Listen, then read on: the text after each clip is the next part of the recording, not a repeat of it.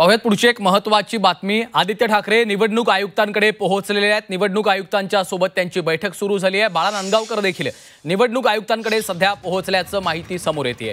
मतदार याद्यांसंदर्भातला घोळ याविषयी आदित्य ठाकरे यांनी निवडणूक आयुक्तांकडे भेटीची वेळ मागितलेली होती आणि त्यांची भेट घेण्यासाठीच आता निवडणूक आयुक्तांची सोबत चर्चा करण्यासाठी आदित्य ठाकरे सध्या पोहोचल्याची माहिती आहे। बाळा नांदगावकर देखील या आदित्य ठाकरे यांच्या सोबत आहेत अशी माहिती आहे। आगामी स्थानिक स्वराज्य संस्था निवडणुकीची एकीकडे रणधुमाळी सुरू असतानाच आदित्य ठाकरे मनसे नेते बाळा नांदगावकर हे निवडणूक आयुक्तांच्या भेटीसाठी दाखल झालेले आहेत।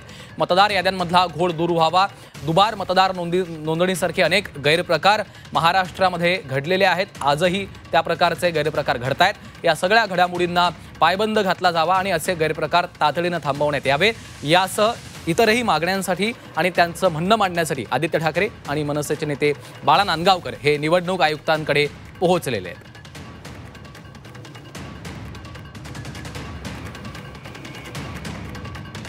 तर ही सध्याची दृश्य आपण पाहतोय। आदित्य ठाकरे आणि त्यांच्यासोबत मनसे नेते बाळा नांदगावकर सध्या निवडणूक आयुक्तांकडे पोहोचलेले आहेत।